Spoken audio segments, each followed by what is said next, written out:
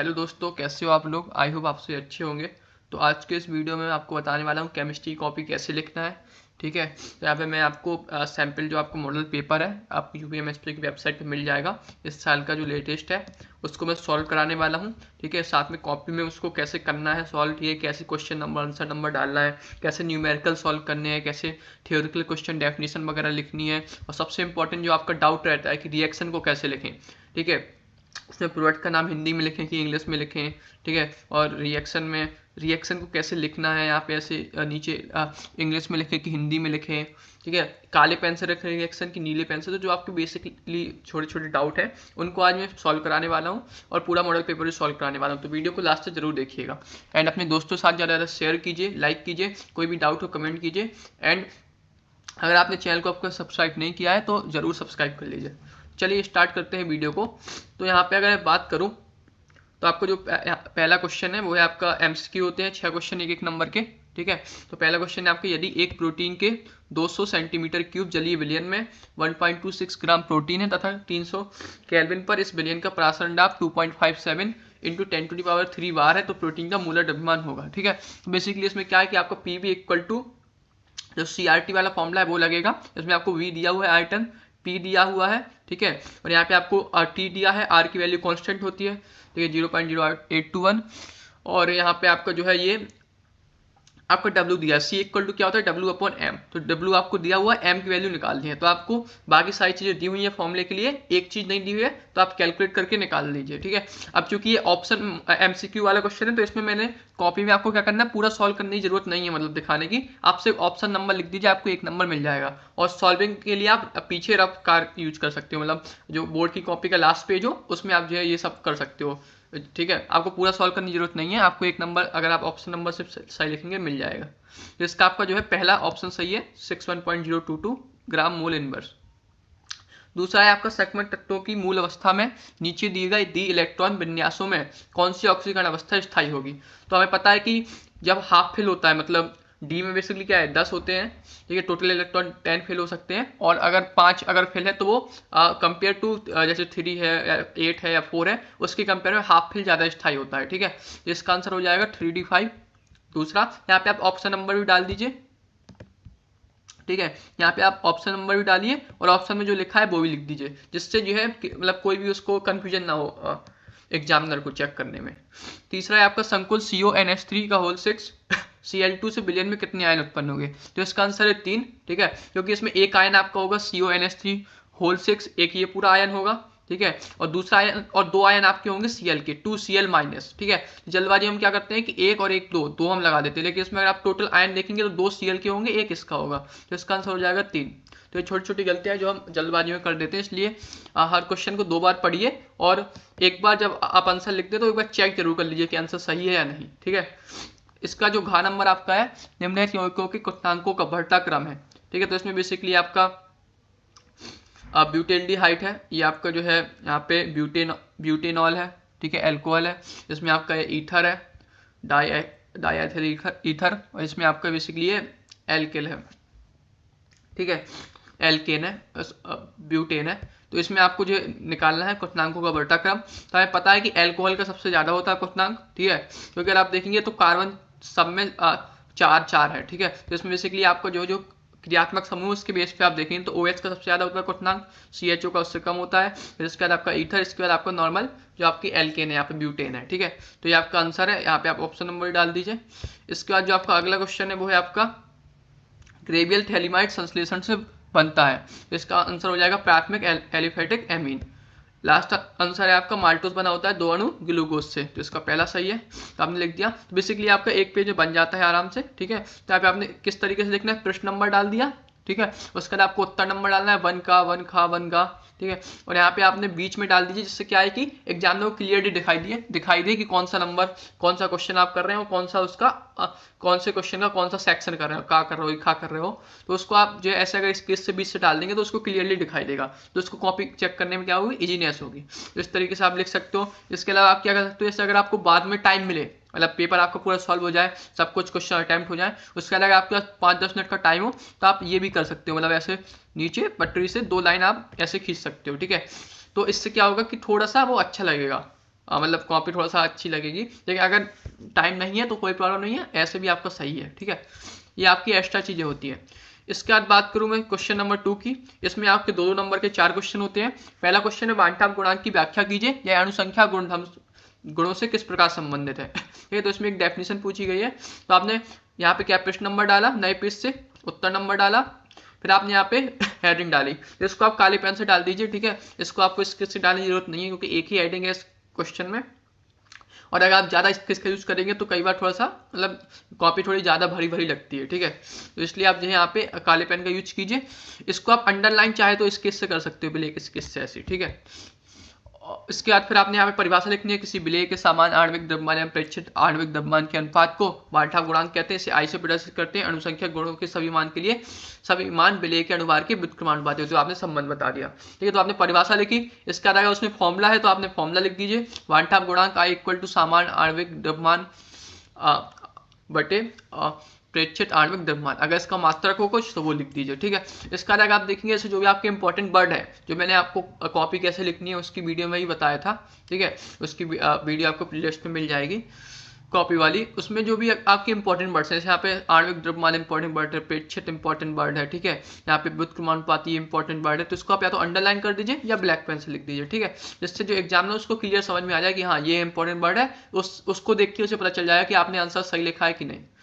दूसरा क्वेश्चन है अंतराकाशी यौगिक क्या है, इस प्रकार के यौगिक संक्रमक धातुओं के लिए भली प्रकार से ज्ञात क्यों है।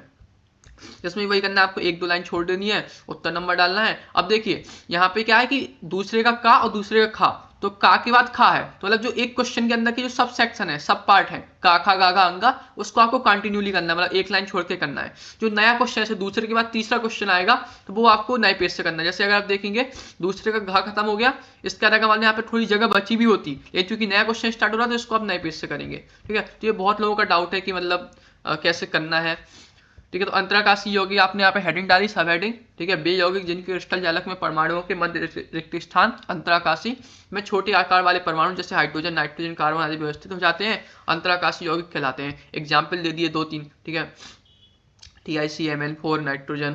ठीक है, तो यहाँ पे जो भी इंपॉर्टेंट वर्ड है जैसे छोटे आकार, रिक्त स्थान, उसको अंडरलाइन कर दिया। इस प्रकार की यौगिक संक्रमण धातुओं के लिए भली प्रकार से ज्ञात है, क्योंकि संक्रमण धातुओं के क्रिस्टल जालकों में उपस्थित रिक्तियों में छोटे आकार वाले परमाणु से द्विकक्षक रिक्त होने के कारण आसानी से व्यवस्थित हो जाते हैं। ठीक है, तो आपका इसमें बेसिकली अगर आप देखेंगे यहाँ पे लिखा भी एक 1+1, यानी कि एक नंबर आपका इसकी डेफिनेशन के लिए और दूसरा क्वेश्चन इसके रीजन के लिए है। कई बार हम जल्दबाजी में क्या करते हैं कि हम इसका डेफिनेशन दे देते हैं या दूसरा सब पार्ट करना भूल जाते हैं, तो इसलिए ध्यान से अगर आप देखेंगे तो यहाँ 1+1 है, यानी एक नंबर आपका अंतरराष्ट्रीय अवकाशी यौगिक की डेफिनेशन के लिए, दूसरा आपका रीजन के लिए। तो आपको डेफिनेशन भी लिखनी है और रीजन भी लिखना है। इसके बाद बात करें अगले क्वेश्चन की, वो है आपका स्पेक्ट्रमी रासायनिक श्रेणी क्या है। ठीक है, तो इसमें बेसिकली उत्तर नंबर, अब देखिए दूसरा तरीके से आप हेडिंग डालने का क्या है कि यहाँ पे एक तो या तो आप साइड में डाल सकते हो या फिर अगर आप चाहें तो बीच में भी डाल सकते हो। ठीक है, तो जिसमें आप कंफर्टेबल हो वो आप कर सकते हो। क्रिस्टल क्षेत्र विपाटन ऊर्जा CFSE विभिन्न लिगेंडों के लिए अलग अलग होती है। जब लिगेंड को उनकी बढ़ती हुई CFSE के क्रम में व्यवस्थित किया जाता है तो प्राप्त श्रेणी को स्पेक्ट्रमी रासायनिक श्रेणी कहते हैं। ठीक है, आपने बेसिकली जैसे विद्युत रासायनिक श्रेणी है तो उसमें कई सारे एलिमेंट होते हैं, तो ऐसे ये भी श्रेणी है। तो आप मतलब जरूरी नहीं है सारे एलिमेंट आप उसके दिखाओ 15-20, आप 5-6 एलिमेंट जितने भी आपको याद है उनका क्रम याद है आप वो आप जो दिखा दीजिए एग्जाम्पल के तौर पर। ठीक है, इसके बाद जो दुर्बल क्षेत्र लिगेंड के लिए CFSE का मान कम होता है तथा प्रबल लिगेंड के लिए CFSE का मान अधिक होता है। ठीक है, तो ये आपने एक एक्स्ट्रा जानकारी दे दी। ठीक है, इसके बाद जो आपका अगला क्वेश्चन है वो है निम्नलिखित परिवर्तन आप कैसे करेंगे, क्लोरोएथेन से ब्यूटेन और एनिलीन से क्लोरोबेंजीन। तो बेसिकली ये एक तरीके से कन्वर्जन है, एक नंबर के हैं 2 क्वेश्चन। इसमें आपका रिएक्शन का यूज होगा। तो आपने उत्तर नंबर डाला, पहला नंबर डाल दिया क्लोरोएथेन से ब्यूटेन। तो अगर आप देखेंगे बेसिकली हमारे पास क्लोरोएथेन है, क्लोरोएथेन बेसिकली IUPAC नाम है।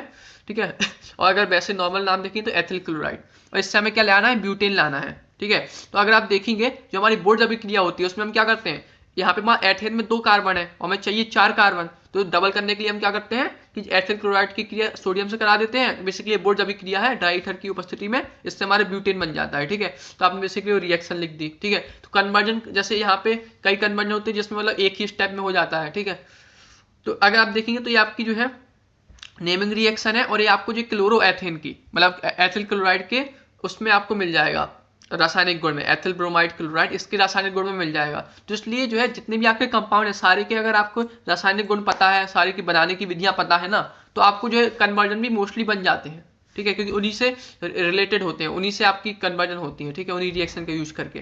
दूसरा है आपका एनिलीन से क्लोरोबेंजीन, आपने एनिलीन है, ठीक है, तो एनिलीन से आपको क्या है, आपने बनाई बेंजीन डाई एजोनियम क्लोराइड और इससे आपका बन गया क्लोरोबेंजीन। तो अगर आप देखेंगे तो ये आपकी क्लोरोबेंजीन बनाने की एक विधि है, ठीक है, ये पूरी। तो अगर आप देखेंगे तो जो आपको बनाने की विधि पता है अगर आप क्लोरोबेंजीन को, ठीक है, एनिलीन से, तो वही आपको बेसिकली कन्वर्जन है, ठीक है। कहीं एक स्टेप में हो जाता है, कहीं 2 स्टेप में होता है, ठीक है। तो आप क्या कर सकते हैं, 2 स्टेप को या तो आप एक ही लाइन में दिखा सकते हो, ठीक है, इससे ये बना, इससे ये बना, ठीक है, एक ही लाइन में, या फिर आप 2 लाइन में भी दिखा सकते हो, इससे ये बना, ठीक है, और इससे ये बना, तो आप ये दूसरी लाइन में ही दिखा सकते हो। इसके अलावा इससे जो साइड प्रोडक्ट है, जो मतलब यहाँ पे से इसके साथ N2 भी निकलेगा, तो आप उसको तीर, रिएक्शन के जो तीर होता है एरो के नीचे आप लिख सकते हो, अलग से लिख सकते हो एस के नीचे। मेन जो आपका कन्वर्जन होता है उसमें आपको मेन प्रोडक्ट दिखाना होता है, जिसका आपका काम होता है मेन, ठीक है। इसके बाद बात करो अगले क्वेश्चन की, यहाँ पे आपका नया क्वेश्चन स्टार्ट हो गया, तीसरा नंबर, तीसरे का 45 ग्राम एथिलीन ग्लाइकोल C2H6O2 तो 600 ग्राम जल में मिलाया गया बिलियन के दो इसमें क्वेश्चन है, देखो 1+1 यानी 2 क्वेश्चन है। पहला आपको हिमांक का नंबर निकालना है, दूसरा हिमांक की गणना करनी है। जो आपका न्यूमेरिकल है इसको कैसे सॉल्व करना है देखती है। तो आपने प्रश्न नंबर डाला, उत्तर नंबर डाला, इसके बाद आपको जैसे आपने मैथ के क्वेश्चन, मैंने मैथ की कॉपी अपलोड की है, ठीक है, तो जैसे मैंने बताया था फिजिक्स की कॉपी की मैं वीडियो अपलोड करूंगा, उसमें भी आप देख लीजिए, या फिर जो मैंने बताया था फिजिक्स की तैयारी कैसे करें, उसमें न्यूमेरिकल आपको कैसे लिखता है, आपको पहले लिखना है जो जो आपको ज्ञात है वो सारी चीज़ें आपको लिस्ट डाउन कर देनी है कि ये मुझे दिया हुआ है, फिर आपको ज्ञात क्या करना है वो आप लिख दीजिए, फिर आप हल कीजिए, ठीक है। जो स्टैंडर्ड फॉर्म होता है वो ये होता है, इससे आपको क्या है कि इजी पड़ता है, मतलब आपको जो बार बार पेपर क्वेश्चन में देखने की जरूरत नहीं है, एक बार आपने लिस्ट डाउन कर दिया, आपको दिया है तो आप वहीं से रेफरेंस ले सकते हो। तो आपने ज्ञात है क्या है, आपको देखो एक तो एथिलीन ग्लाइकोल का भार है 45 ग्राम दिया हुआ, ठीक है, और जल का भार दिया हुआ 600 ग्राम, ठीक है। तो आपने लिख लिया एथिलीन ग्लाइकोल का भार 45 ग्राम, जल का भार 600 ग्राम, ठीक है। अब एथिलीन ग्लाइकोल का आपको अणुभार का जरूरत पड़ेगी इस फॉर्मूले में, ठीक है, तो आपने अणुभार निकाल लिया, ठीक है। इसके बाद आपको मोलर अवनमन स्थिरांक Kf, इसकी वैल्यू जो है आपकी है 1.86 किलोग्राम मोल इनवर्स, ठीक है। इसके बाद आपका ज्ञात करना है क्या, डेल्टा TF हिमांक में अवनमन और बिलियन का हिमांक, तो इसमें आपका TFS, ठीक है।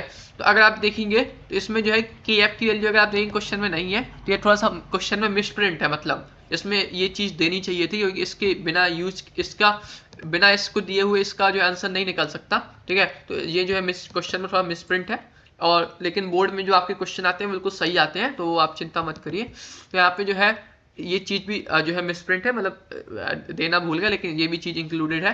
तो इसके बाद आपको डेल्टा TF निकालना है और बिलियन के हिमांक TFS निकालना है। तो पहला आपने हल किया हिमांक में अवनमन। अब जैसे मैंने बताया था जो आपको निकालना है उसका आप फॉर्मूला लिखिए, तो आपको delta TF equal to KF into 1000, यहाँ पे क्या है आपका हिमांक में अवनमन मोलल है, आपको मोलल दिया हुआ है, तो आप 1000 का यूज करेंगे, मोलर होता तो 100 का यूज करते, 100 का, into W upon M into W। अब आप देखो जो आपका ये फॉर्मूला है इसमें आपको क्या क्या चीज़ें दी हुई है और क्या निकालना है, ठीक है। तो आपको KF की वैल्यू दी हुई है, ठीक है, 1000, W की वैल्यू आपको दी हुई है, स्मॉल W 45 ग्राम, कैपिटल W दिया हुआ है, ठीक है। तो अगर आप यहाँ से आप देखेंगे तो आपको स्मॉल m की जरूरत पड़ेगी, तो इसलिए आपने स्मॉल m की वैल्यू पहले निकाल ली। अगर पहले नहीं निकाल पाए तो कोई प्रॉब्लम नहीं, आप बाद में निकाल लीजिए, ठीक है। तो आपने बेसिकली क्या किया, जो इसकी वैल्यू आपको फाइंड करनी है डेल्टा TF की, उसका आपने फॉर्मूला लिखा, फिर आपने देखा उस फॉर्मूले में आपको क्या क्या चीज़ें दी हुई हैं, कुछ चीज़ें हो सकता नहीं दी हो, तो उसको आप दूसरे फॉर्मूले से निकालिए। यहाँ पे क्या है कि सीधे मतलब इसका अणुभार है, तो आप वो कैलकुलेट करके जो अणुसूत्र दिया हुआ है C6H6O2 उससे आप निकाल सकते हो कैलकुलेट करके। तो यहाँ से आपका डेल्टा TF की वैल्यू आ जाएगी 2.25 केल्विन, ठीक है।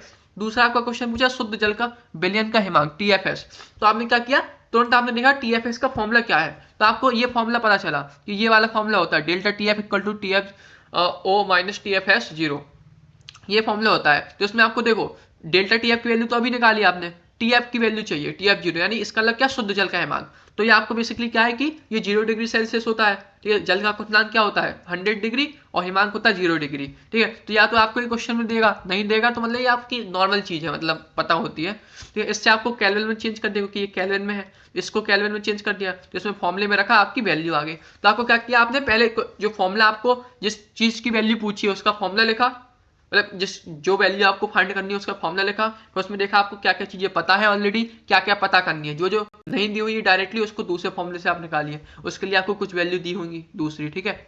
सो आई होप आपको समझ में आया होगा। इसके आप जैसे जो आपका आंसर है उसको आप क्या तो ब्लैक बॉक्स से बंद कर दीजिए, या आप उसको ब्लैक पेन से लिख दीजिए, या आप ब्लैक स्केच से बॉक्स से ही बंद कर सकते हो, ठीक है। आपके पास 2-3 ऑप्शन है, जो आपको कंफर्टेबल है वो आप कर सकते हो। दूसरा है आपका निम्नलिखित अभिक्रिया में प्रयुक्त अभिकर्मकों के नाम लिखिए।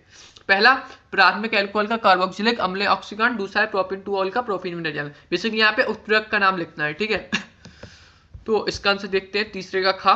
तो पहला आपने ये लिख दिया, ठीक है, जो आपका है प्राथमिक अल्कोहल का कार्बोक्सिलिक एसिड में ऑक्सीकरण। अब यहाँ पे देखिए, ठीक है, तो यहाँ पे जो आपको क्या ऑक्सीकरण कर रहे हैं, तो ऑक्सीकरण में आपको मैंने बताया है ऑलरेडी, ठीक है, ऑर्गेनिक केमिस्ट्री तैयारी कैसे करें उसमें, या रिएक्शन कैसे तैयार करें उस वाली वीडियो में, कि जब भी ऑक्सीकरण होता है तो हम क्या करते हैं K2Cr2O7 का यूज करते हैं या KMnO4 का यूज कर सकते हैं, ठीक है। हमारे पास कई ऑक्सीगार्ड हैं, तो उनका आप नाम लिख दीजिए, उसका फॉर्मूला लिख दीजिए, ठीक है। और यहाँ पे जैसे आप देखेंगे तो यहाँ पे सिर्फ अभिकर्म उत्प्रेरक के नाम लिखने के लिए कहा है, ठीक है। तो आपको पूरी रिएक्शन लिखने की जरूरत नहीं है, सिर्फ आप उत्प्रेरक का नाम लिख दीजिए, आपको नंबर मिल जाएगा, ठीक है। जितना क्वेश्चन ने पूछा उतना करिए, इससे आपका टाइम भी बचेगा। दूसरे में आपका क्या है प्रोपिन टू ऑल का प्रोपिन में निर्जलन, निर्जलन मतलब निर्जलीकरण। तो मैं ऑलरेडी बता चुका हूँ तैयारी वाली वीडियो में कि जब भी निर्जलीकरण पूछे, ठीक है, तो आप जो है H2SO4 का यूज होता है हमेशा कॉमनली, तो आप उसको लिख दीजिए, ठीक है। इसके बाद बात करें अगले क्वेश्चन की, वो है निम्नलिखित में विभेद कीजिए, अंतर बताने हैं आपको एसिटिल्डिहाइड तथा एस्टोन में, और एसिटोफिनोन और बेंजोफिनोन में। तो एसिटिल्डिहाइड तथा एस्टोन आपने लिखा, ठीक है, जो आपका सब पार्ट है। तो यहाँ पे आप देखेंगे अगर, तो आपके जो कंपाउंड है उसमें आपके कई सारे परीक्षण है, फेलिंग परीक्षण, टॉलिंग परीक्षण, ठीक है। तो वही आपको बेसिकली करना है। फेलिंग परीक्षण में अगर आप देखेंगे तो एसिटिल्डिहाइड की क्रिया फेलिंग अभिकर्मक के साथ कराने पर लाल अवक्षेप प्राप्त होता है, जबकि एस्टोन के साथ फेलिंग अभिकर्मक कोई क्रिया नहीं करता है, ठीक है। तो आपने बेसिकली उन रिएक्शन को दिखा दिया कि ये आपका एसिटिल्डिहाइड है, फेलिंग अभिकर्मक के साथ किया, यहाँ पे आपको बनेगा क्यूपर ऑक्साइड, लाल अवक्षेप प्राप्त होगा, यहाँ पे एसिटिक एसिड मिलेगा, और ये आपका एस्टोन के साथ कोई रिएक्शन नहीं करता है, ठीक है, क्योंकि रीजन आपका इसका अल्फा कार्बन उपस्थित नहीं होता। तो बेसिकली इसका अगर आप देखेंगे तो वही चीज है कि मतलब आप अगर देखेंगे तो आपको अंतर दिखाने हैं, ठीक है। तो अंतर आप मतलब ऐसा तो नहीं दिखाएंगे, मतलब ऐसा नहीं दिखाना कि आपको कि इसके स्ट्रक्चर में CHO होता है, इसके स्ट्रक्चर में O होता है, तो ऐसा अंतर नहीं दिखाना आपको। आपको अंतर दिखाना है रिएक्शन के बेस पे, कि अगर आप लैब में गए हुए, आप लैब में हो, एक प्रयोगशाला में हो, ये वहां पे आपको 2 कंपाउंड दिए हुए हैं, आप उनमें डिफरेंस कैसे करोगे, ये 2 कंपाउंड है, उनमें कौन सा कंपाउंड एसिटिल्डिहाइड है, कौन सा एस्टोन है। तो इसलिए आप क्या करते हो, एक कोई कॉमन अभिकर्मक, ठीक है, या कोई एक कॉमन अभिकारक का यूज करते हो, उसकी दोनों से क्रिया कराते हो, और उसमें कुछ ना कुछ या तो कलर चेंज होता है, किसी का कलर लाल हो जाता है, किसी का ब्लू हो जाता है, उससे आप पहचानते हो, या फिर किसी में रिएक्शन नहीं होती, जैसे इसमें लाल कलर का अवक्षेप प्राप्त हो रहा है, इसमें रिएक्शन नहीं हो रही। तो इस तरीके के आपको परीक्षण टाइप के आपको डिफरेंस दिखाने हैं, ठीक है। तो ये ध्यान रखिएगा। कई बार हम क्या करते हैं, इसमें जो विभेद डिफरेंस पूछता है तो हम क्या करते हैं कि हम मतलब थ्योरिकल लिख देते हैं कि इसमें CHO होता है, इसमें CO होता है, ठीक है। तो ये हम जो बेसिकली ये वाले डिफरेंस लिख देते हैं, जबकि हमें रेफरेंस लिखना है रिएक्शन बेस पे, ठीक है। तो ये ध्यान रखिएगा। इसके बाद है दूसरा आपका एस्टोफिनोन और बेंजोफिनोन। तो इसमें भी आपका एक आयोडोफॉर्म परीक्षण है। एस्टोफिनोन आयोडोफॉर्म परीक्षण देता है, परंतु बेंजोफिनोन नहीं देता है। तो इसमें वही चीज है, इसमें अगर देखेंगे पीला अवक्षेप बन रहा है, इसमें रिएक्शन नहीं हो रही है, तो आप कैसे डिस्टिंग्विश करेंगे, मतलब कैसे डिफरेंट उन दोनों को अलग अलग करेंगे, कैसे पहचानेंगे, तो वो आपको बेसिकली करना है। और इसमें साथ में अगर आप रिएक्शन भी लिखेंगे तो आपको मतलब एज मिलेगा, मतलब आपके नंबर नहीं कर सकते फिर, ठीक है। तो ये रिएक्शन भी लिख दीजिए अगर याद हो कि आपने देखी, ठीक है। तो अब जैसे आपकी रिएक्शन कैसे लिखना है, तो आपको जैसे यहाँ पे बेंजीन है, तो बेंजीन में आपको पूरा स्ट्रक्चर दिखाने की जरूरत नहीं है कि आपको यहाँ पे C है, यहाँ पे H है, ठीक है, यहाँ पे एक H है, एक H है, तो आपको पूरा दिखाने की जरूरत नहीं है। आप यहाँ पे एक जो बेंजीन की एक रिंग होती है उसको बना देंगे, और यहाँ पे ऐसे डबल बॉन्ड दिखा देंगे, उससे काम चल जाएगा, ठीक है। तो आपने बेसिकली क्या किया, रिएक्शन लिखे, अभिकारक के नाम, प्रोडक्ट के नाम। यहाँ पे साथ में अगर आपके पास टाइम बचे, ठीक है, लास्ट में या तो आप पहले कर सकते हो, या फिर अगर आपको लग रहा है कि मेरा पेपर छूट जाएगा, टाइम उतना नहीं है, तो आप ये वाला काम है, एस्टोफिनोन लिखना, सोडियम हाइड्रोक्साइड लिखना, मतलब कंपाउंड के नीचे उनका नाम लिखना, ये वाला काम बाद में भी कर सकते हो, ठीक है। और जैसे यहाँ पे पीला अवक्षेप है तो ये लिख दीजिए। इसके अलावा क्या करिए, अगर आपके पास टाइम नहीं है उतना, तो आप पूरा लिखने की जरूरत नहीं है। मतलब जैसे यहाँ पे मैंने H2 के नीचे जल नहीं लिखा, NaI के नीचे सोडियम आयोडाइड नहीं लिखा, क्योंकि मतलब ये मेन प्रोडक्ट नहीं है। यहाँ पे आपका जो मेन प्रोडक्ट है वो आपका सोडियम बेंजोएट और आयोडोफॉर्म, तो इन दोनों के नीचे नाम लिख दीजिए। यहाँ पे मेन प्रोडक्ट है आपका एस्टोफिनॉन, तो इसके नीचे नाम लिख दीजिए। तो अगर ऐसे आपके पास टाइम बहुत कम बच रहा है तो आप जो मेन प्रोडक्ट है, मेन अभिकारक है, उसके नीचे नाम लिख दीजिए, सारे के नीचे नाम लिखने की जरूरत नहीं है जो आपके साइड प्रोडक्ट है, ठीक है। सो आई होप आपको समझ में आया होगा। यहाँ पे आपने मेन के नीचे नाम लिख दिया बेंजोफिनॉन, उतना इनफ है, यहाँ पे दिखा दिया नो रिएक्शन, ठीक है। इसका जो आपका अगला क्वेश्चन है वो है डीएनए में पाई जाने वाली 4 क्षारकों की संरचना चित्र बनाइए, स्ट्रक्चर बनाना है, 2 नंबर का है, ठीक है। तो आपने बेसिकली लिख दिया डीएनए में 4 प्रकार के नाइट्रोजन क्षार होते हैं। पहला एडेनिन, उसका स्ट्रक्चर बना दिया। दूसरा ग्वानिन, उसका स्ट्रक्चर बना दिया। और इसका आप क्या करिए कि या तो नॉर्मल नाम लिख दीजिए, आईपीएसी नाम लिख दीजिए, ठीक है। इसके बाद जो है यहाँ पे आपको जो है साइटोसिन है, थाइमीन है, ठीक है। तो ये आपने ये स्ट्रक्चर बना दिया। अब जैसे आप देखेंगे इसके बाद आपका नया क्वेश्चन स्टार्ट होता है, चौथा नंबर, ठीक है। तो यहाँ पे आपका आधा पेज बच रहा है, उसको छोड़ दीजिए, ठीक है। तो उसको छोड़ दीजिए, नया क्वेश्चन आपको नए पेज से स्टार्ट करना है, ठीक है। इसके अलावा आप देखेंगे चौथे का है आसवन के द्वारा शुद्ध एथेनॉल प्राप्त करना संभव नहीं है, ऐसे द्विअंगीय मिश्रणों को क्या नाम दिया जाता है जो सामान्यतः राउट के नियम से विचलन दर्शाते हैं। तो आपके राउट का नियम जाके दूसरा चैप्टर विलयन उससे रिलेटेड है, जिसमें आपको रीजन देना है, 3 नंबर का है। और दूसरा क्वेश्चन है आपका किसी वैद्युत अपघट के विलयन की चालकता मूलर चालकता की परिभाषा दीजिए, सांद्रता के साथ इनके परिवर्तन विवेचना कीजिए। तो बेसिकली यहाँ पे आपको डेफिनेशन लिखनी है मूलर चालकता की और विलयन की चालकता की, ठीक है। तो ये आपकी 2 नंबर की, और 1 नंबर को आपको सांद्रता के साथ इनके परिवर्तन विवेचना कि सांद्रता अगर हम कम करेंगे, मतलब अगर विलयन सांद्र होगा तो मूलर चालकता बढ़ेगी घटेगी, तो आपको रिलेशन दिखाना है, ठीक है। तो जैसे मैंने आपको यहाँ पे डेफिनेशन बताया कि यहाँ पे अंतरावकाशी यौगिक को बांटाप गुणांक की लिखनी है, वैसे ही आपके यहाँ पे डेफिनेशन लिखनी है और फॉर्मूला लिखना है, ठीक है। ये मैंने कॉपी में नहीं लिखा है क्योंकि ये इस टाइप के क्वेश्चन में पहले करवा चुका हूँ, ठीक है, ठीक है। और मेरे पास चूंकि यहाँ पे मैंने अभी कॉपी लिखी है तो टाइम नहीं है उतना, ठीक है, कॉलेज में अभी कर रहा हूँ, तो इसलिए मैंने जो सेम टाइप के क्वेश्चन है वो नहीं किए हैं। मैंने ट्राई कर रहा हूँ कि हर टाइप के क्वेश्चन करा सकूँ, इसलिए मैंने 11 नंबर वाला करा है, ठीक है। अगर कोई इनमें डाउट हो तो आप बता सकते हो, आप घर पे ट्राई करेंगे। एक अभिक्रिया ए के प्रति प्रथम तथा बी के प्रति द्वितीय कोटि की है, ठीक है। अवकल वेग समीकरण लिखिए, बी की सांद्रता 3 गुनी करने से वेग पर क्या प्रभाव पड़ेगा, ए तथा बी दोनों की सांद्रता दुगुनी करने से वेग पर क्या प्रभाव पड़ेगा। तो आपके 3 सब पार्ट हैं, 1-1 नंबर के हैं, ठीक है। तो देखते हैं, प्रश्न नंबर डाला, उत्तर नंबर। यहाँ पे आप चौथे का डालेंगे, यहाँ पे का और खा मैंने छोड़ दिया है, चौथे का, ठीक है। तो आपने पहला नंबर डाला, अभिक्रिया का वेग इक्वल टू वेग स्थान गुणे अभिकारक की सांद्रता, जो आपका फॉर्मूला है are equal to K A B 1 और बी 2, क्योंकि देखो ए की सांद्रता क्या है प्रथम कोटि की और बी की है द्वितीय कोटि की, तो 1 2 यहाँ पे dx upon dt equal to K A B square. तो आपको वेग समीकरण निकला था वो आपने लिख दिया। दूसरा क्वेश्चन है आपका, उसमें लिखा है कि बी की सांद्रता 3 गुनी करने अगर, तो आपने क्या किया कि ए की सांद्रता मान लिया ए है और स्मॉल ए है, और बी की सांद्रता स्मॉल बी है, तो आपका वेग समीकरण क्या बनेगा, R1 equal to K A B square, इसी से बन जाएगा, ठीक है। इसकी क्या है ए है, इसकी है बी स्क्वायर, बी है और यहाँ पे बी की बी है तो बी स्क्वायर। प्रश्नानुसार यदि बी की सांद्रता 3 गुनी कर दे तो बी इक्वल टू क्या हो गया 3b, ठीक है। तो आपने क्या किया, बस क्या करना है आपको डिफरेंस निकालना है कि आपका जो नया वेग है, ठीक है, आपका जो नया वेग है उसकी जो है वेग पर क्या प्रभाव पड़ेगा, ठीक है। तो आपने बेसिकली क्या किया, यहाँ पे 3b वैल्यू रख देनी है, तो यहाँ पे आ जाएगा 9kb स्क्वायर और R2/R1, ठीक है, क्योंकि हमें R2 और R1 में कंपेयर करना है, तो R2/R1 आपने देखा कि R2 इक्वल टू 9R1, तो मतलब 9 गुनी बढ़ जाएगी, ठीक है, क्योंकि यहाँ पे स्क्वायर है, नॉर्मली 3 गुनी बढ़ाएंगे तो टोटल इफेक्ट क्या पड़ेगा 9 गुनी, तो अर्थात अभिक्रिया का वेग 9 गुना बढ़ जाएगा। तो आप जो आंसर इसको आपको यार बॉक्स में बंद कर दीजिए, ठीक है। इसका जो आपका तीसरा क्वेश्चन है कि यदि ए तथा बी दोनों की सांद्रता दुगनी करने से वेग पर क्या प्रभाव पड़ेगा, तो इसमें ए की वैल्यू हमने 2a कर दी, बी की हमने 2b कर दी। अब हम रखेंगे जब अगर इसमें 2a 2b तो इसका 2a और इसमें 4b स्क्वायर, तो 8 गुनी है ना, क्योंकि इसका 2 का 4 पड़ेगा, इसमें चूंकि ये सिंगल है प्रथम कोटि है तो इसमें एक ही बार पड़ेगा, तो 4 दूनी 8, तो 8 के बी स्क्वायर, इसमें वही डिवाइड करेंगे R3/R1, तो यहाँ पे 8 गुना पड़ेगा, ठीक है। तो आपने बॉक्स में बंद कर दिया। तो इस तरीके से आपको न्यूमेरिकल लिखने हैं, ठीक है, करने हैं। इसके बाद बात करूँ मैं अगले क्वेश्चन की, घ नंबर निम्नलिखित का कारण लिखिए, Cr+2 प्रबल अपचायक है जबकि मैग्नीज 3, ठीक है, यानी Mn+3 प्रबल ऑक्सीकारक है, इसका कारण बताइए। दूसरा है आयनों का D1 विन्यास अत्यंत स्थायी है, 1.5 नंबर के हैं। और ये आपने बहुत लोगों ने डाउट पूछे कि भैया जो रीजन वाले क्वेश्चन है उनको कैसे सॉल्व करें, ठीक है, और कहाँ से पढ़ें, तो आप इनकी प्रैक्टिस जो है आप क्वेश्चन बैंक से कर सकते हो, ये मैंने तैयारी वाली वीडियो में भी बताई है, ठीक है। मैंने हर सब्जेक्ट की तैयारी कैसे करनी है, ठीक है, कौन से टॉपिक को कहाँ से पढ़ना है, कैसे पढ़ना है, उसकी वीडियो मैं ऑलरेडी बना चुका हूँ। आप जो हर चैनल में जाएंगे तो प्ले लिस्ट वाले सेक्शन में अगर आप जाएंगे तो हर सब्जेक्ट की प्ले लिस्ट बनी हुई है, तो उसमें हर सब्जेक्ट से रिलेटेड मटेरियल है कि कौन सा कहाँ से पढ़ना है, कैसे तैयारी करनी है, उसकी कॉपी कैसे लिखनी है, टाइम मैनेजमेंट कैसे करना है। आप लोगों की बहुत सारे डाउट्स आए कि टाइम मैनेजमेंट की वीडियो बनाइए, तो मैं टाइम मैनेजमेंट की वैल्यू वीडियो ऑलरेडी अपलोडेड है, इस पर मैं फिर से कर दूंगा, ठीक है। आपको प्ले लिस्ट में मिल जाएगी हर सब्जेक्ट के, तो वहाँ पे आप जरूर देखिए और वीडियो को ज़्यादा से ज़्यादा दोस्तों के साथ शेयर भी कीजिए। तो यहाँ पे किसको ऐसे लिखना है, मतलब रीजन वाले क्वेश्चन को, चलिए देखते हैं।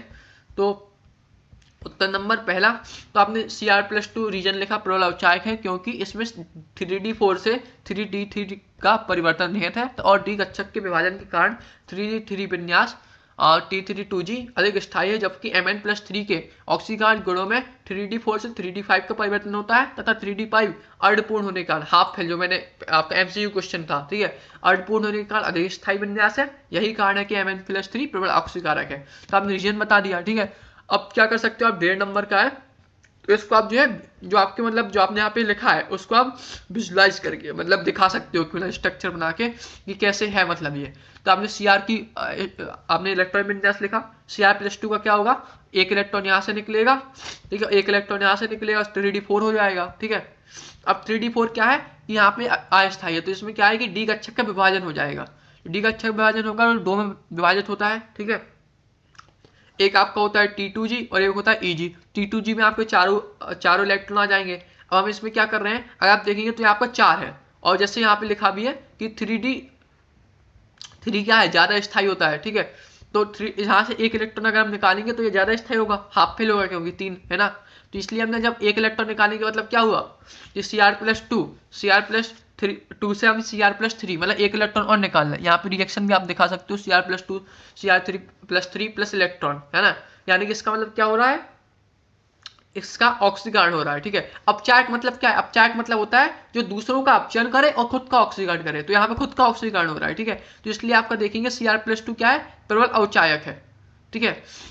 तो क्योंकि ये क्या कर रहा है, अपना ऑक्सीकरण कर रहा है, दूसरों का अपचयन करता है, ठीक है। तो इसलिए क्योंकि यहाँ पे इलेक्ट्रॉन क्यों त्याग कर रहा है, क्योंकि जो आपका यहाँ पे 3 है मतलब हाफ फिल होगा तो वो ज़्यादा स्थायी है, T4 से 3D जाएगा तो मोर स्टेबल अर्धपूर्ण है, ठीक है।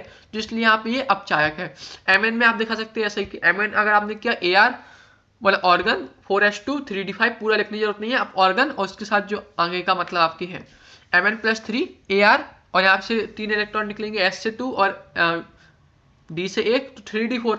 तब यहाँ पे क्या है कि यहाँ पे आपका 3D4 है लेकिन यहाँ पे विभाजन नहीं होता है, तो मेन रीजन वही है, वो ये पूछना चाह रहा है कि यहाँ पे 3D4 है, यहाँ पे 3D4 है, लेकिन यहाँ पे अपचायक है, यहाँ पे ऑक्सीकारक है, तो यहाँ पे विभाजन होता है, यहाँ पे विभाजन नहीं होता है। तब विभाजन नहीं होता है तो 3D4 जिसको एक इलेक्ट्रॉन और चाहिए हाफ फिल होने के लिए, मोर स्टेबल होने के लिए, तो इसलिए क्या करता है, एक इलेक्ट्रॉन ग्रहण करता है, मतलब खुद का अपचयन करता है तो दूसरे का ऑक्सीकरण करेगा। तो ये प्रबल ऑक्सीकारक है, क्योंकि ऑक्सीकारक मतलब क्या होता है, खुद का आपका अपचयन करेगा, दूसरे का ऑक्सीकरण करेगा। तो यहाँ पे खुद का अपचयन करना, ठीक है, तो यहाँ पे क्या है, हाफ फिल हो जा रहा, मोर स्टेबल, तो इसलिए ऑक्सीकारक है। आई होप आपको समझ में आ गया होगा। इसमें क्या है कि विभाजन हो रहा है तो 4 इलेक्ट्रॉन है, तो इसको एक इलेक्ट्रॉन त्यागना पड़ेगा, यानी खुद का अपचयन करना पड़ेगा, खुद का ऑक्सीकरण करना पड़ेगा। खुद का ऑक्सीकरण मतलब वो अपचायक है और दूसरे का अपचयन कर रहा है। ऑक्सीकारक मतलब क्या है, खुद का अपचयन कर रहा है क्योंकि इलेक्ट्रॉन यहाँ पे ग्रहण कर रहा है और दूसरे का ऑक्सीकरण कर रहा है। आई होप आपको समझ में आ गया होगा। दूसरा है आपका आयनों का D1 विन्यास क्यों स्थायी है, अत्यंत स्थायी है, क्योंकि अस्थायी है क्योंकि वे डी कक्षक में उपस्थित इलेक्ट्रॉन को त्यागने की प्रवृत्ति रखते हैं, ठीक है, तथा अधिक स्थायी D0 विन्यास प्राप्त कर लेते हैं। जैसे हाफ फिल फुल फिल होता है, वैसा ही आपका है कि अगर आपके पास डी कक्षक में एक इलेक्ट्रॉन है तो वो चाहेगा कि उस इलेक्ट्रॉन को त्याग दे, तो वो मोर स्टेबल हो जाएगा, क्योंकि या तो आधा फिल हो या पूरा फिल हो या बिल्कुल ही फिल ना हो। ये 3 कंडीशन होती है स्थायी होने की, ठीक है। तो इसलिए वो क्या करता है, इलेक्ट्रॉन को त्यागने की प्रवृत्ति रखता है। ये सरलता से संपन्न हो जाता है क्योंकि इनकी चालक ऊर्जा का मान डी कोष से इलेक्ट्रॉन के पृथक्कीकरण यानी अलग होने में निहित आयनन एंथैल्पी ऊर्जा से अधिक होता है तथा आयनन अक्रिय गैस विन्यास प्राप्त कर लेता है। अब जब उसके पास डी कक्षक होगा ही नहीं तो अक्रिय गैस की तरह काम करेगा। जैसे अगर आप यहाँ पे देखेंगे तो यहाँ पे अगर डी होगा नहीं तो अक्रिय की तरह काम करेगा, ठीक है। तो इसलिए आपका ये रीजन है। तो आप यहाँ पे देखेंगे तो यहाँ पे आपको जो थ्योरिकली लिख देंगे उतना इनफ है, क्योंकि यहाँ पे आप स्ट्रक्चर से कुछ दिखा नहीं सकते हो। आप दिखाना चाहते हो दिखा सकते हो कि डी में एक इलेक्ट्रॉन है, उससे आपका एक निकल गया तो D0 ज़्यादा स्थायी है, ठीक है। इसमें आपको ये दिखाने की जरूरत पड़ेगी, ठीक है, तो इससे आपका नंबर नहीं घटेगा। इसके बाद बात करूँ अगले क्वेश्चन की, तो आपको 5वां क्वेश्चन, नया क्वेश्चन को आपने क्या किया, यहाँ पे आधा पेज बच गया, उसको छोड़ दिया, नया क्वेश्चन नए पेज से। प्रश्न नंबर 5, 5वें का कहा है, प्राथमिक और द्वितीय पेट्रो की तुलना में ईंधन सेल से क्या लाभ है। डिस्चार्ज होते समय सीसा संचार सेल में होने वाली अभिक्रिया लिखिए। जब बैटरी डिस्चार्ज होती है तो विद्युत अपघट का घनत्व किस प्रकार प्रभावित होता है। तो बेसिकली अगर आप देखेंगे तो इसमें आपके जो है 3 क्वेश्चन निहित है। पहला है आपका इसमें लाभ क्या है, वो 2 नंबर का है। दूसरा है अभिक्रिया लिखने का 1 नंबर का है। और तीसरा आपका किस प्रकार प्रभावित होता है घनत्व, उसका 1 नंबर का है। ठीक है, ये भी आपका रीजन वाला क्वेश्चन है।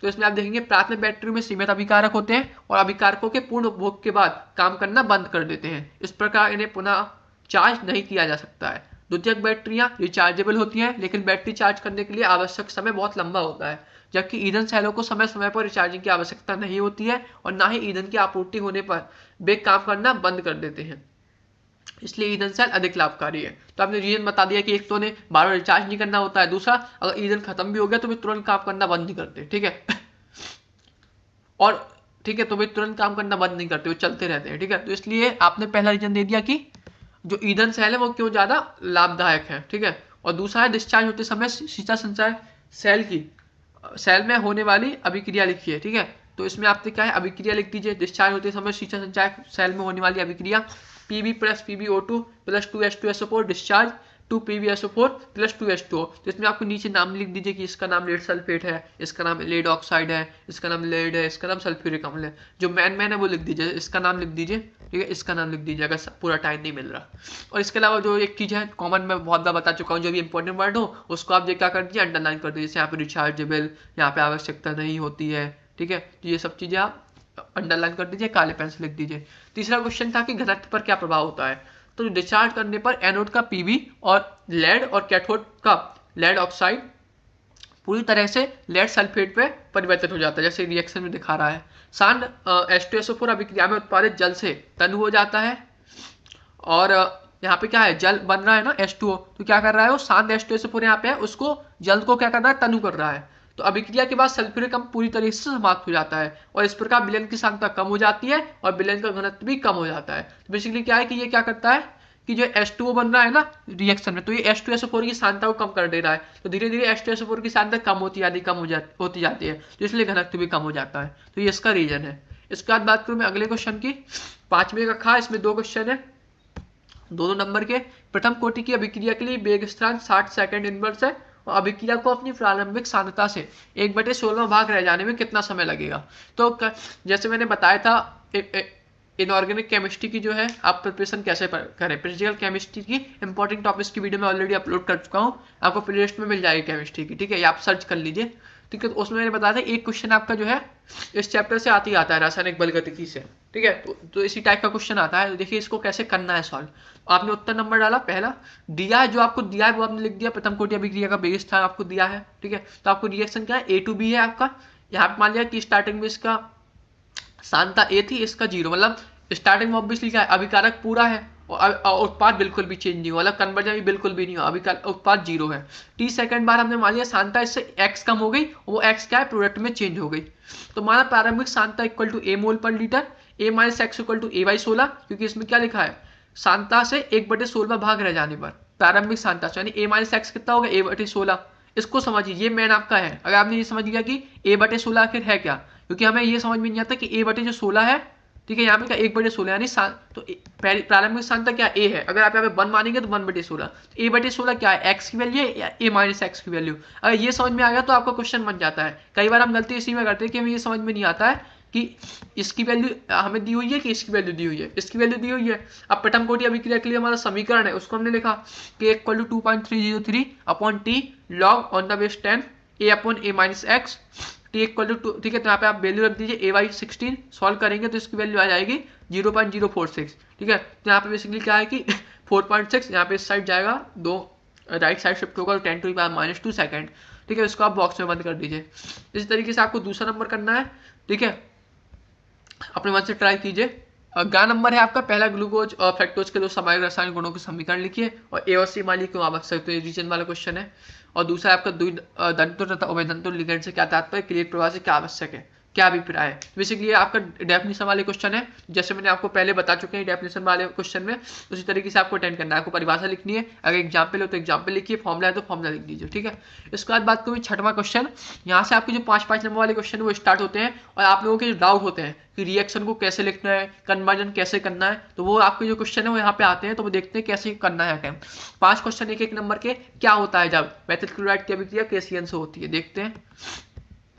पृष्ठ नंबर डाला, उत्तर नंबर डाला, पहला डाल दिया, ठीक है। तो आपको ये उतारने की जरूरत नहीं है कि मेथिल क्लोराइड की अभिक्रिया इससे होती है, आपको सीधे लिखना है क्या होता है जब। तो इसका आंसर क्या होगा, जो आपका प्रोडक्ट बन रहा है मेथिल साइनाइड बनता है। आपने रिएक्शन दिखा दी कि मेथिल क्लोराइड की क्रिया पोटेशियम साइनाइड से करा रहे हैं तो आपको मेथिल साइनाइड बन रहा है, ठीक है। तो आप क्या करिए, रिएक्शन को या तो नीले पेन से लिख दीजिए, काले पेन से लिख दीजिए। उसकी जो नीचे प्रोडक्ट का नाम है, मतलब अभिकारक के नाम है, उसको आप या तो अगर आप इसको नीले पेन से लिखा तो इसको काले पेन से लिख दीजिए, इसको काले पेन से लिखा तो इसको नीले पेन से लिख दीजिए, ठीक है, अल्टरनेटिव। और अगर आपके पास टाइम नहीं है तो जो मैन प्रोडक्ट चीजें मतलब इसको आप लिख दीजिए, इसका नाम लिख दीजिए, इसका नाम लिख दीजिए, ठीक है। पूरा लिखने की जरूरत नहीं है अगर आपके पास टाइम नहीं है। दूसरा है आपका एथिल क्लोराइड की क्रिया जलीय की वजह से होती है। तो इसमें क्या है, एथिल क्लोराइड की क्रिया जलीय की वजह से होती है तो एथिल अल्कोहल बनता है, तो आपने वो लिख दिया। तो जैसे यहाँ पे मैंने दिखाया, यहाँ पे काले पेन से रिएक्शन लिख दीजिए, नीले पेन से आप नाम लिख दीजिए। यहाँ पे जलीय तो प्लस माइनस टूटेगा, ये प्लस माइनस टूटेगा, एक्सचेंज हो जाएगा, ठीक है। तो रिएक्शन कैसे समझना है तो उसकी वीडियो में ऑलरेडी बना चुका हूँ, केमिकल रिएक्शन कैसे समझे, आपको केमिस्ट्री प्लेलिस्ट में मिल जाएगी, या सर्च कर लीजिए, ठीक है। तो वहां से आपको पता चल जाएगा, यहाँ पे बताया मैंने कि यहाँ पे कैसे आपको ये इससे ये बनेगा, कैसे प्रतिस्थापन कैसे यूज हो रहा है, कैसे प्लस माइनस में तोड़ना है, तो वो सब चीजें मैं बता चुका हूँ। तो आप वीडियो जरूर देखिए, मैं लिंक डिस्क्रिप्शन में डाल दूंगा, ठीक है। केमिकल रिएक्शन कैसे समझे। तीसरा है आपका ब्रोमोबेंजीन की क्रिया मैग्नीशियम से कराते हैं तो उसमें आपका ग्रिग्नार्ड विकर्ण बनता है। मतलब यहाँ पे क्या है कि आपका बेंजीन फेनिल के जगह पे नॉर्मल क्या होता है, एल्किल होता है, एथिल होता है, यहाँ पे आपका फेनिल है, मतलब ठीक है। बाकी सेम है, एरिथमेटिक से एरोमेटिक में हम गए हैं, बाकी सेम है। मैग्नीशियम क्रिया कराएंगे, यहाँ पे ऐड हो जाएगा सूक्ष्म की उपस्थिति में, तो आपने वो वन लिख दिया, क्या बन रहा है। चौथा है आपका कि एन ब्यूटिल क्लोराइड की क्रिया अल्कोहली पोटेशियम हाइड्रोक्साइड से कराते हैं। तो जलीय में क्या था कि सीधे सीधे प्लस माइनस में टूट रहा था, इसमें सीधे सीधे प्लस माइनस नहीं टूटेगा। यहाँ पे पहले क्या होगा कि आपका जो है यहाँ पे ये जो आपका ये वाला बॉन्ड है, ये वाला बॉन्ड, ठीक है, ये टूटेगा, यहाँ से H निकलेगा, यहाँ से Cl निकलेगा, तो यहाँ पे डबल बॉन्ड आ जाएगा, ठीक है, ब्यूटेन इन बन जाएगा। और यहाँ से H निकला, यहाँ से Cl निकला, वो इस प्रेशर बनाएंगे, फिर ये टूटेगा, फिर यहाँ से बन जाएगा KCl प्लस H2O, प्रतिस्थापन हो जाएगा, ठीक है। इसका जो अगला है आपका कि क्लोरोबेंजीन का जल अपघटन किया जाता है तो यहाँ पे फिनॉल बनता है। अगर आप देखेंगे तो आप कहेंगे यहाँ पे जल का तो हम क्रिया करा नहीं रहे, तो गलत है, नहीं। अगर आप देखिए क्लोरोबेंजीन की हम नॉर्मल अगर हम जल से क्रिया कराएं तो वो नहीं होती है, ठीक है। तो हमें क्लोरोबेंजीन की नॉर्मल जल से क्रिया नहीं होती है, इसलिए हम NaOH मतलब जलीय माध्यम में लेते हैं, लेकिन हम NaOH का यूज करते हैं और हाई प्रेशर हाई टेम्परेचर, तब वो रिएक्शन होती है। तो अगर आपके क्वेश्चन में आ जाए, क्वेश्चन पेपर क्लोरोबेंजीन क्रिया जलीय अपघटन से कराइए, जब जलीय अपघटन कराया जाता है तो आप NaOH वाली क्रिया कराएंगे, डॉब अभिक्रिया, ठीक है। ये ध्यान रखिएगा, जलीय तो प्लस माइनस टूट जाएगा और प्रतिस्थापन हो जाएगा। यहाँ पे इसका ध्यान रखिए, हाई प्रेशर हाई टेम्परेचर। अगर याद नहीं है आपको कितना है तो उच्च ताप लिख दीजिए, ठीक है। तो आई होप आपको समझ में आ गया होगा। अगला क्वेश्चन देखते हैं। तो वह इसमें आपको क्या करना है कि प्रत्येक अभिक्रिया बनने वाले उत्पाद की संरचना। तो यहाँ पे जो भी उत्पाद बन रहा है, मेन उत्पाद, साइड प्रोडक्ट नहीं, जो मेन प्रोडक्ट बन रहा है, जैसे कि आप देखेंगे इसमें मेन प्रोडक्ट क्या बन रहा है, ये बन रहा है, तो इसका आपको स्ट्रक्चर लिखना है, इसका स्ट्रक्चर बनाने की जरूरत नहीं है, ठीक है। तो आप अपने मन से करिए। अगला क्वेश्चन है कि निम्नलिखित उदाहरण साइड लिखिए। तो ये आपकी नेमिंग रिएक्शन है, कोल्बे और रायमंड टीमर और विलियमसन ईथर। चलिए देखते हैं कैसे लिखना है। कोल्बे अभिक्रिया, उच्च ताप पर फिनोल का सैलिसिलिक अम्ल परिवर्तित हो जाना, कोल्बे अभिक्रिया लिखिए, ठीक है। तो यहाँ पे चूंकि लिखा है उदाहरण से है तो आपको एग्जाम्पल भी देना पड़ेगा। फिनोल की क्रिया आपने कराई NaOH से, तो क्या है कि सोडियम फिनॉक्साइड बन गया, इसकी क्रिया आपने CO2 और देन HOH अम्लीय माध्यम में मतलब जलीय अपघटन कराया तो आपका सैलिसिलिक अम्ल बन गया, ठीक है। तो आपने जैसे यहाँ पे 2 स्टेप में रिएक्शन हो रही तो या तो एक एक करके दिखा दीजिए, एक इसके बाद दूसरा लिखिए, या एक ही उसमें कर दीजिए, अगर बन जाए तो नॉर्मली बन जाता है, ठीक है। दूसरी आपकी रायमंड टीमर अभिक्रिया, फिनॉल की सोडियम हाइड्रोक्साइड की उपस्थिति में क्लोरोफॉर्म से साथ अभिक्रिया कराने से सैलिसाइड बनता है, इस अभिक्रिया को रायमंड टीमर अभिक्रिया कहते हैं, ठीक है। तो आपने बेसिकली क्या किया, जो रिएक्शन है वो लिख दिया, नीचे प्रोडक्ट के नाम लिख दिया, ठीक है। अब चूंकि अगर आप देखेंगे तो ये सब 2 नंबर का है ना, और इसमें आपको परिभाषा उदाहरण लिखनी है, ठीक है। तो यहाँ पे इसके आपको मैकेनिज्म लिखने की जरूरत नहीं है, इतने में ही आपके 2 नंबर मिल जाएंगे। तीसरा है आपका विलियमसन ईथर संश्लेषण, इसमें एल्किल हैलाइड की अभिक्रिया सोडियम एल्कोक्साइड के साथ कराई जाती है। तो इसमें बेसिकली हम लिखते क्या है, इसमें वही लिखना है आपको, इसमें सोडियम एल्कोक्साइड क्रिया मेथिल ब्रोमाइड के साथ कराई जाती है, ठीक है। तो आपको यहाँ पे नॉर्मल फॉर्म लिख दिया कि यहाँ पे क्या है कि एथॉक्साइड की क्या हो सकता है, कुछ भी हो सकता है। तो एल्किल हैलाइड की क्रिया सोडियम एल्कोक्साइड के साथ, एटॉक्साइड की जगह क्या, alkoxide normal form, general form, और मेथिल किस जगह एल्किल के साथ कराई जाती है, इससे एल्किल समूह युक्त ईथर प्राप्त होता है। तो आपने नॉर्मल फॉर्म लिख दिया, जनरल स्ट्रक्चर, इसका आपने एग्जाम्पल दे दिया, ठीक है। इसका जैसे यहाँ पे पेज बचा उसको छोड़ दीजिए, नया क्वेश्चन नए पेज से करिए। इसमें अथवा में क्या है कि यहाँ पे आपको रासायनिक समीकरण लिखना है और रिएक्शन की, ठीक है। 7वां क्वेश्चन है आपका कि आपको कन्वर्जन करना है, निम्नलिखित रूपांतरों को अधिकतम 2 चरणों में संपन्न करिए। तो आपका कन्वर्जन एक नंबर के, चलिए देखते हैं कैसे करना है।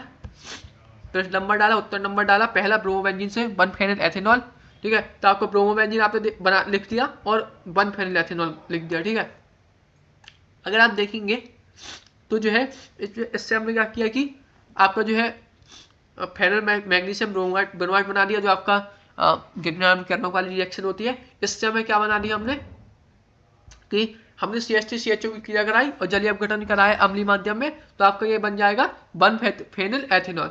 एसिटाल्डिहाइड की क्रिया क्यों कराई? क्योंकि हमें देखिए 2 कार्बन चाहिए ना, तो इसलिए हमने 2 कार्बन के लिए एसिटाल्डिहाइड की क्रिया कराई। दूसरा है आपका बेंजल्डिहाइड से 3 फेनल प्रोपीन 1ऑल, ठीक है। तो आपको बेसिकली क्या है कि बेंजल्डिहाइड है, आपको चाहिए क्या है, फेनल प्रोपीन 1ऑल। फेनल मतलब बेंजीन, प्रोपीन मतलब 3 कार्बन, है ना, और 1ऑल मतलब आपका जो है OH समूह होना चाहिए। यहाँ पे हमारे पास क्या है, C है ना, 1 है ना। तो हमें चाहिए कितने हैं, हमें चाहिए 3, प्रोपेन के लिए 3 चाहिए। तो हमने यहाँ पे एसिटाल्डिहाइड की क्रिया कराई, ठीक है। तो यहाँ से आप बन गया आपका सिनेमेल्डिहाइड, ठीक है। सिनेमेल्डिहाइड से आप देखेंगे हमें CHO से OH बनाना है। बेसिकली हम क्या करेंगे, नॉर्मली हमें पता है इसका, अगर हम अपचयन करा दें तो यहाँ पे एक H हमारा यहाँ पे जुड़ेगा, एक यहाँ पे जुड़ेगा, तो CH2OH, ठीक है। ये डबल बॉन्ड टूट के आपका हो जाएगा, ठीक है।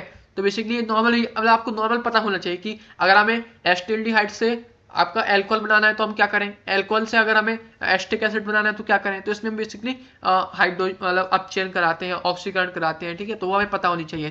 तो ये आपको कहाँ से पता चलेगा, आप प्रैक्टिस करिए, जितनी ज़्यादा प्रैक्टिस करेंगे सारी कंपाउंड्स की रासायनिक रिएक्शन याद कर लीजिए और आप क्वेश्चन बैंक से प्रैक्टिस कर सकते हो, ठीक है। और मैंने इसके बारे में डिटेल में आपको ऑर्गेनिक कंपाउंड की मतलब ऑर्गेनिक केमिस्ट्री तैयारी कैसे करें उसमें बता चुका हूँ, ठीक है। तीसरा आपको एथेनॉल से 3 हाइड्रोक्सी ब्यूटेनॉल, तो आपको एथेनॉल है, ठीक है। ये देखिए जैसे यहाँ से हमें बनाना है 3 हाइड्रोक्सी ब्यूटेनॉल, मतलब आप देखेंगे तो हाइड्रोक्सी मतलब OH है, ब्यूटेन मतलब 4 है, 4 OH है, और 3 मतलब यहाँ पे तीसरे नंबर पे जुड़ा हुआ है साइड चेन में। हमारे पास क्या है, दो कार्बन है, ठीक है, और एल्कोहल यहाँ पे भी है, ठीक है, और यहाँ पे भी है।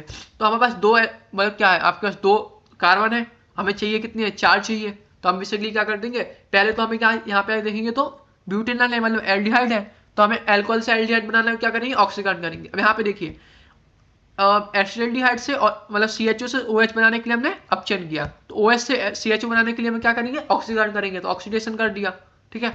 तो हमारे क्या बन गया, एथेनॉल बन गया। अब यहाँ पे 2 कार्बन है, यहाँ पे 4 कार्बन है, तो हमने क्या किया, एल्डोल संयोजन करा दिया। तो आपको कहाँ से पता चलेगा एल्डोल संयोजन कराना है, एसिटाल्डिहाइड के अगर आप देखेंगे तो जो रासायनिक गुण है उसमें आपको एक रिएक्शन मिलेगी, नेमिंग रिएक्शन कह सकते हो, एल्डोल संघटन नाम से, तो वहां से आपको मिल जाएगा। तो इसलिए सारी रासायनिक अभिक्रिया आप याद कर लीजिए, ठीक है। आप शॉर्ट नोट्स बना सकते हो, ठीक है, 3 स्ट्रक्चर टाइप का, ठीक है। तो आप यहाँ से 2 से 4 हो जाएगा एल्डोल संघटन, मतलब बेसिकली क्या करते हैं हम, एल्डोल संघटन में 2 मोल हम इसकी क्रिया कराते हैं, ठीक है। तो ये हमारा बन जाता है। और जैसे इसमें अगर आप देखेंगे कि जो आपके साइड प्रोडक्ट वगैरह है, ठीक है, उसको लिखने की आपको जरूरत नहीं है, वैसे इसमें नहीं बन रहा है। और इसका आपको जो है नाम लिख दीजिए। इसका जो आप अगला है बेंजोइक अम्ल से बेंजल्डिहाइड, तो बेंजोइक अम्ल लिखा आपने, फिर बेंजल्डिहाइड बनाना है, तो आपने बेसिकली यहाँ से आपको COCl बनाया, बेंजोइल क्लोराइड, इसका आपने अपचयन करा दिया, तो आपको बेंजल्डिहाइड बन गया, ठीक है। अब इसमें जैसे आपका जो ये है SOCl2 या फिर इसकी क्या करा है, तो उसको आप एरो के ऊपर लिख दीजिए, ठीक है। पूरा अगर आप मतलब चूंकि कन्वर्जन में आपको क्या है, बेसिकली मेन अभिकारक और मेन प्रोडक्ट लिखना है, ठीक है, बाकी का आप उतना इंपॉर्टेंट नहीं है। अगला है आपका प्रोपिनॉन से प्रोपीन, तो इसमें क्या है कि आपका प्रोपिनॉन से प्रोपीन बनाने के लिए आप क्या करेंगे, पहले इसका आप जो अपचयन करा देंगे तो OH बन जाएगा, और यहाँ पे आप शांत H2 से क्रिया कराएंगे तो आपके H2O निकल जाएगा, ठीक है, निर्जलीकरण। इसके बाद बात करूँ मैं अगले क्वेश्चन की, जो आपका लास्ट क्वेश्चन है कि निम्नलिखित कारण बताइए। तो आप रीजन वाले क्वेश्चन है, जैसे मैंने पहले बता चुका, आप रिएक्शन दिखा सकते हो। ये वाला क्वेश्चन मैं करा रहा हूँ इसलिए मैंने किया है, अणुसूत्र C4H11N से प्राप्त विभिन्न समावयवी एमिनो की संरचना लिखिए, विभिन्न युग्मों द्वारा कौन से प्रकार की समावयवता प्रदर्शित करते हैं। तो इस समय बहुत कंफ्यूजन होती है कैसे लिखें, क्या करें, चलिए देखते हैं।